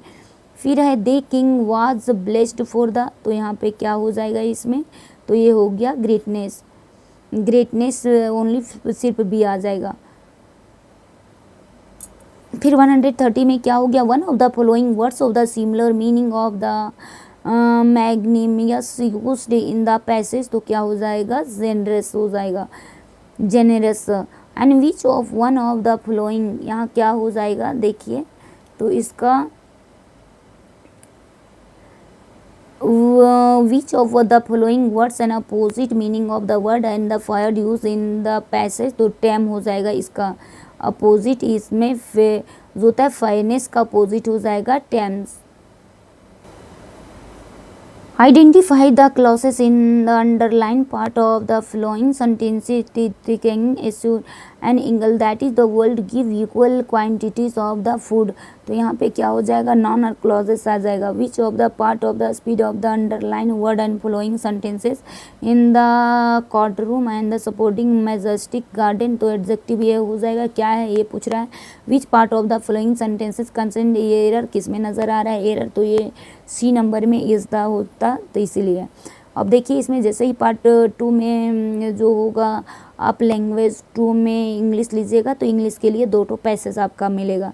तो एक पैसेज तो ख़त्म हो गया, देखिए दूसरा पैसेज इसको भी पढ़ लेना है, fitness zero and the present of investments and with the infinite returns, इस तरह से पूरी तरह पढ़ लेना है पैसेज को। पैसेज पढ़ने के बाद फिर इसका आंसर ढूंढना है। तो क्या हो गया, activities and activity that the takes and the most of the evening times of the children is are the playing, तो यहाँ क्या कर रहा था, playing videos and watch TV, क्या कर रहा था, both A and B, walking the swimming, नहीं ये नहीं, तो ये हो जाएगा 1 नंबर।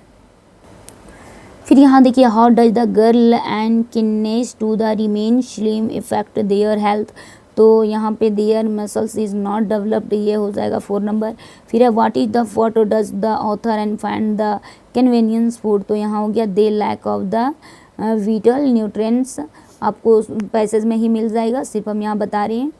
फिर यहाँ है which of the following words and the similar in the meaning to the phrases going down used in the passage, तो इसका डिक्लाइनिंग हो जाएगा। Which of the following words opposite ढूंढना है, किसका लैकिंग का अपोजिट वाइटल हो जाएगा। फिर है which of the part of the underline words and following sentences the highly deficient of the nutrients, तो ये एडवर्ब, हाईली वर्ड क्या है, तो ये एडवर्ब है। फिर explain the phrase out of the mislent love use to passage, तो ये लव दैट द हार्मफुल ये है। फिर learning written by the under different the stages writing non age, तो क्या हो जाएगा, प्रोसेस ऑफ अप्रोच राइटिंग।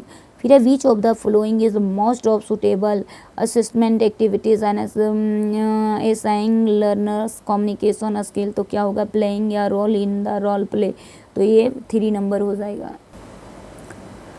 फिर according to Chomsky human beings have developed, तो ये देखिए फिर पैडागोजी पोर्शन आ गया इसमें भी सीडीपी का, तो ये बायोलॉजिकल डिपोजिशन हो जाएगा। ये multilingual approaches and the cooling form they are the very winning and cheerful and helpful, ये हो गया countering and tell consequence of, तो क्या हो जाएगा, losing one of one the language, ये हो जाएगा। फिर आप देखिए you engage your the learner in the enjoyer activities before beginning and new lesson पढ़ा रहे हैं उससे पहले आपको क्या करना है, उसमें इंगेजिंग करना है, तो क्या होगा, motivate and prepare learner for all class, यानी पहले उसको मोटिवेट करना है तभी तो अगला के लिए वो प्रिपेयर रहेगा। फिर constructivism as a learner theory believe, तो क्या हो गया, learning is a social constructivism, ये हो जाएगा। फिर some of the people combine element of the different languages in the same of the sentences, this is the example of the code mixing में आ जाएगा। फिर है struggle obtain and the confidence and the confidence when the speaking due to the unique pronunciation rule of the language, one way of the overcome and problem, तो क्या हो गया, using the game like which is the require oral and interaction in a classroom।